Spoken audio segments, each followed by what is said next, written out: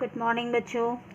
आज हम यहाँ पर इतिहास पढ़ने जा रहे हैं और आप पीछे 2 पाठों की स्टडी कर चुके हैं जिसमें आपने ये पढ़ा होगा कि इतिहास क्यों ज़रूरी है बच्चों के लिए या किसी के लिए भी इतिहास का अध्ययन क्यों आवश्यक है। आपने कक्षा 5 तक तो इतिहास पढ़ा नहीं है, अब आप इतिहास की पढ़ाई शुरू करेंगे तो आपको ये समझना सबसे ज़्यादा ज़रूरी है कि इतिहास हमारे लिए क्यों आवश्यक है, हमारी ज़िंदगी में इसकी क्या वैल्यू है। एक्चुअली इतिहास पढ़ने का सबसे बड़ा महत्व ये है कि हम अपने बीते हुए समय के बारे में जानकारी प्राप्त करते हैं कि मनुष्य पहले कैसा था, मनुष्य का विकास कैसे कैसे हुआ, उसने किस तरह से आज की स्थिति पहुंचने के लिए संघर्ष किया, अपनी सभ्यता को कैसे कैसे विकसित किया। ये सब जानकारी हमें इतिहास के माध्यम से ही होती है। तो पिछले 2 पाठों में तो आप पढ़ चुके हैं कि इतिहास क्यों आवश्यक है और मानव का विकास कैसे कैसे किन किन चरणों में हुआ। पाठ 3 में हम ये पढ़ेंगे कि किन किन सभ्यताओं का उदय हुआ और मनुष्य विकसित होता चला गया, मानव विकसित होता चला गया। शुरू में तो वो आदिवासियों की तरह से रहता था, लेकिन धीरे धीरे उसने एक के बाद चीज़ें सीखना शुरू किया और आज की स्थिति में पहुंचा। उसने अन्न उगाना सीखा, उसने बैलगाड़ियाँ बनाना सीखा, उसने आग जलाना सीखा, उसने पहिया बनाया, उसने कई आविष्कार किए और धीरे धीरे विकसित होता चला गया। तो इन्हीं में से एक पाठ हमारा 3 है जिसमें हम नदी घाटी की सभ्यताएं पढ़ेंगे कि नदियों के किनारे ही सभ्यताओं का विकास क्यों हुआ, क्या कारण था कि नदियां ही, जितनी भी सभ्यताएं विकसित हुई सब में नदी उसका मेन पार्ट रही है। तो नदियों का विकास, नदियों के किनारे सभ्यताओं का विकास होने का एक प्रमुख कारण ये था कि मानव को पानी आसानी से उपलब्ध हो जाता था और जब पानी उपलब्ध होता था तो उसका जीवन थोड़ा सा सुगम हो जाता था। वो खेती करता था, खेती के लिए, अन्न उगाने के लिए उसको पानी की आवश्यकता थी, व्यापार करने के लिए नदी मार्ग की आवश्यकता थी जो कि ज़्यादा अच्छा था, ज़्यादा सुगम था। तो इस तरह से काम धंधे के लिए कच्चे माल की उपलब्धता और अपनी बनाई हुई चीज़ों को और आगे ले जाना, दूसरे शहरों में ले जाना, खाड़ी में ले जाना, उसमें नदियाँ बहुत ही सहायक थीं। नदी मार्ग से आना जाना सुगम था। तो नदियाँ विकास के में जो है महत्वपूर्ण भूमिका निभाती थीं। नदी मार्ग से व्यापार भी सस्ता होता था, आसान होता था, सुरक्षित होता था। वहाँ पे चोर डाकू का कम खतरा रहता था। तो इसलिए नदियों के किनारे सभ्यताएं ज़्यादा विकसित हुईं। उसमें से पहली सभ्यता हम यहाँ पर जो स्टडी करेंगे वह है हड़प्पन सभ्यता। इसकी खोज कैसे हुई? सन 1921 की बात है जब भारत में अंग्रेज़ों का राज हुआ करता था। जो लोग खुदाई करते हैं उन्हें पुरातत्वविद कहते हैं। उन्होंने पंजाब प्रांत में हड़प्पा नामक स्थान की खोज की। वहाँ मिले हुए अवशेषों के अध्ययन से पुरातत्वविदों को ये पता चला कि यह एक नगरीय सभ्यता है। इसी प्रकार सिंध प्रांत में एक और गांव मिला जिसे मोहनजोदड़ो कहते हैं। मोहनजोदड़ो का मतलब होता है मृतकों का टीला। यहाँ से भी नगरीय सभ्यता की ही अवशेष प्राप्त हुए, जिससे पता चला कि इन दोनों ही नदियों के किनारे, सिंधु नदी के किनारे जो है सभ्यताओं का विकास हुआ। हड़प्पा नामक स्थल से इस सभ्यता के अवशेष सबसे पहले मिले थे, इसीलिए इसे हड़प्पन सभ्यता कहते हैं। पुरातत्वविदों ने इन स्थलों की विस्तृत खुदाई की तो उन्हें पूरा नीचे एक दबा हुआ शहर मिला जिसमें नगर ही नगर थे। एक नहीं, 2 नहीं, बहुत सारे नगर थे जो कि सिंधु नदी और उसकी सहायक नदियों के किनारे बसे हुए थे। इनमें से कुछ प्रमुख नगर जो आज भी स्थित हैं, उनके कुछ क्षेत्र पाकिस्तान में हैं, कुछ भारत में हैं। भारत में रोपड़ पंजाब, कालीबंगा राजस्थान, लोथल गुजरात तथा दायमाबाद महाराष्ट्र इस सभ्यता से संबंधित मुख्य पुरातत्व स्थल हैं। ये पिक्चर आप देख रहे हैं, इसमें सड़कें और गलियां दिखाई दे रही हैं, यानी कि इससे पता चल रहा है कि वह सभ्यता कितनी विकसित थी, जिसमें सड़कें भी थीं और नालियां भी थीं। नगरों की विशेषताएं क्या थीं? वो नगर जो थे वो एक निश्चित योजना के द्वारा बनाए गए थे। मतलब एट रैंडम नहीं बना दिए गए थे, रैंडमली कि एक घर इधर बना दिया, एक उधर बना दिया ना।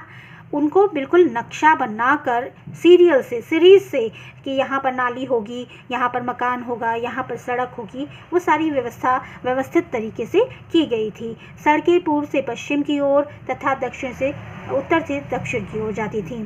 सड़कों के किनारे पक्की नालियाँ बनी थीं। हर घर की नाली बड़े नालों से जुड़ी थी। इस नाली में हल्की सी ढाल होती थी ताकि पानी आसानी से बह सके।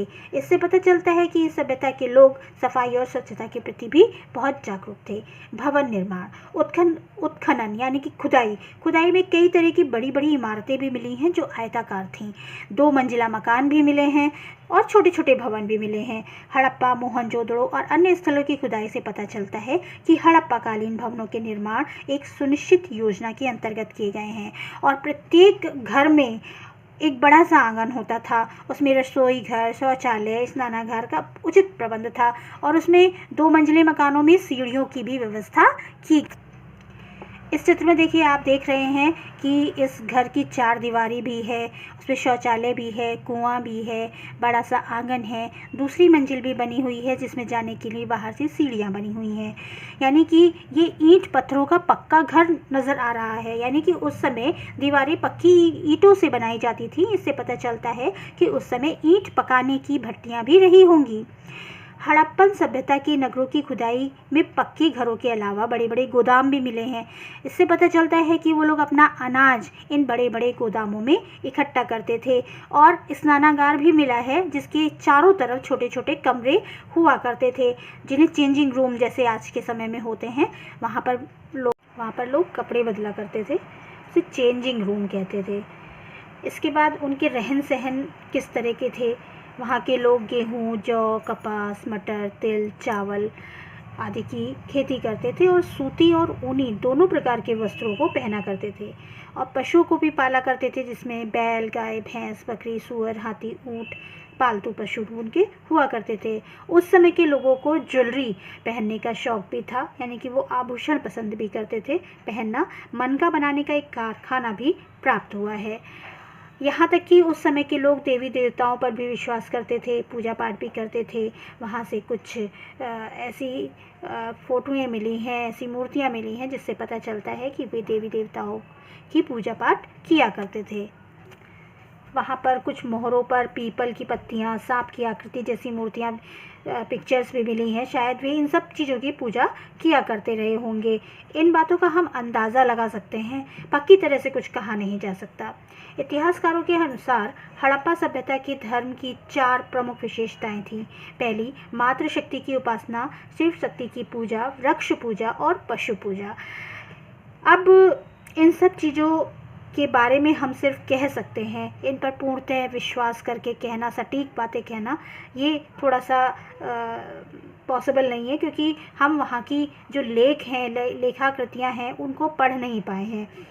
इसके बाद हमें पता चलता है कि वहाँ के लोग जो है पत्थर का भाला बनाते थे, साथ ही साथ कांसा, टिन, तांबा, इन सब धातुओं की जानकारी भी उन लोगों को थी। पत्थर का भाला ज़्यादा स्ट्रांग होता होगा, ये धातुओं से बने औजार कमज़ोर रहे होंगे, इसीलिए वे लोग पत्थरों का ज़्यादा प्रयोग करते थे। साथ ही वहाँ पर बैलगाड़ी जैसी पिक्चर्स भी मिली हैं जिनसे पता चलता है कि वो बैलगाड़ी का प्रयोग भी करते थे। इसमें 2 बड़ी खोजें छिपी हुई हैं, एक पहिया है और दूसरा बैलगाड़ी। पहिए का आविष्कार हुआ, उसके बाद बैलगाड़ी का आविष्कार हुआ और उनको अपना सामान इधर से उधर ले जाने में बहुत ही सुविधा होने लगी। उस समय चक्के का इस्तेमाल मिट्टी के बर्तन बनाने के लिए भी होने लगा था, इसीलिए पहले की तुलना में अच्छे किस्म के बर्तन वहाँ बनने लगे थे। ये बर्तनों को आप देख सकते हैं, कितने सुंदर जार यहाँ पर बने हुए हैं, पॉट बने हुए हैं। इसके बाद वहाँ पर नृत्य का एक करती हुई एक कांसे की मूर्ति भी मिली है। सेल खड़ी में एक मूर्ति से बनी हुई एक मूर्ति मिली है, जिससे पता चलता था कि वे लोग अच्छे कारीगर भी थे। वस्तु विनिमय का मतलब होता है कि एक वस्तु के बदले दूसरी वस्तु को देना या लेना, यानी कि उस समय रुपए पैसे का प्रचलन नहीं था। लोग अपनी चीज़ दे के दूसरे अपनी ज़रूरत की चीज़ को ले लिया करते थे। व्यापार भी होता था आपस में, एक जगह से दूसरी जगह व्यापार भी लोग किया करते थे और व्यापार को पहचान बनाने के लिए वो मोहरों का इस्तेमाल किया करते थे। उन मोहरों में वो अपने कुछ भी चित्र बनाकर रखते थे। उस समय ईरान और हड़प्पा के नगरों में व्यापार ज़्यादा हुआ करता था। लिखावट। हड़प्पा सभ्यता की मोहरों पर संकेत के रूप में लेख लिखे हैं। इन अक्षरों, जो कि हमें अक्षरों जैसे दिखते तो हैं लेकिन हम उन्हें पढ़ नहीं पाए हैं, जिससे कि उस सभ्यता के बारे में हमें ज़्यादा जानकारी प्राप्त नहीं हुई है। हड़प्पा संस्कृति के लोथल क्षेत्र में मिले बंदरगाह के अवशेषों से पता चलता है कि ये लोग नदी या समुद्र से व्यापार किया करते थे। नगर निर्माण योजना के साथ साथ अन्य विशेषताओं के आधार पर यह अनुमान लगाया जा सकता है कि इसकी शासन व्यवस्था काफ़ी सुदृढ़ रही होगी। उस समय अस्त्र शस्त्र नहीं मिले, तो इससे ये भी कहा जा सकता है कि राज्य में शांति और सुव्यवस्था रहती होगी। नगरों का खात्मा। आज से 4-5 हज़ार साल पहले हड़प्पा में नगर बने थे। ये नगर लगभग 1 साल तक बने रहे, फिर किसी कारण से नष्ट हो गए। अब नष्ट होने का कारण कुछ भी हो सकता है, बाढ़, भूकंप, महामारी, आक्रमण, आग या फिर कोई और कारण।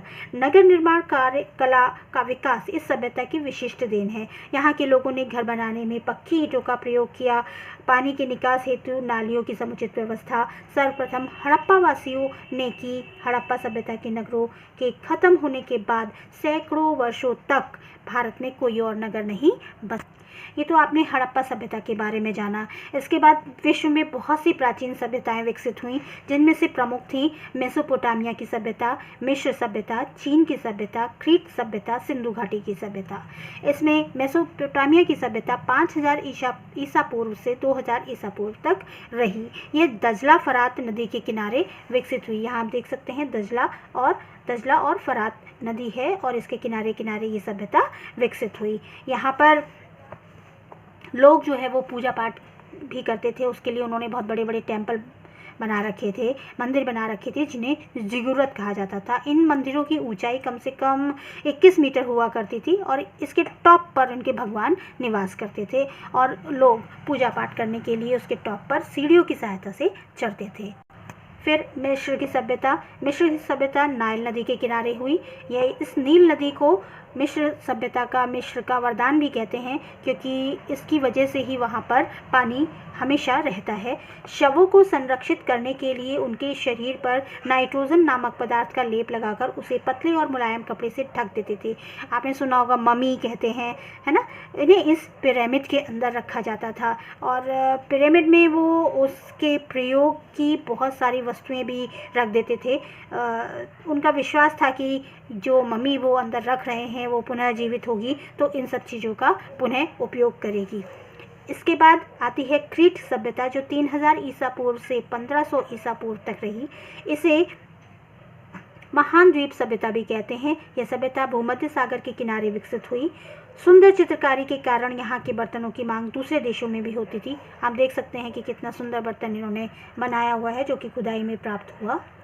इसके बाद चीन की सभ्यता लगभग 2500 ईसा पूर्व। यह सभ्यता हुआंगहो नदी के किनारे विकसित हुई। वहाँ पर 2 प्रमुख नदियाँ हैं, हुआंगो और यांग सिटी क्यांग। उसमें हुआंगो नदी के किनारे ये सभ्यता विकसित हुई। साटन की कपड़ी और बांस पर लिखना सबसे पहले चीन ने शुरू किया था और कागज का आविष्कार भी सर्वप्रथम चीन में ही हुआ था। यहाँ आप देख सकते हैं कि चीन के लोग कांसे के बने बर्तनों में भोजन करते थे। चीनी अक्षर में लिखा हुआ शब्द है ये किताब। बांस की बनी चीन की किताब है ये, जो बांस से वो बनाते थे और उस पर लिखा करते थे। तो इस तरह से ये हमारा चैप्टर पूरा होता है। आशा है कि आपको ये अच्छा लगा होगा और अच्छे से समझ में भी आ रहा होगा। और ये वीडियो आपको अच्छा लगता है तो इसे लाइक करिएगा, चैनल को सब्सक्राइब करना मत भूलिएगा और अपने जो भी विचार हैं, जो भी प्रॉब्लम है, वो कमेंट करके मुझ तक ज़रूर पहुंचाइएगा। Thank you.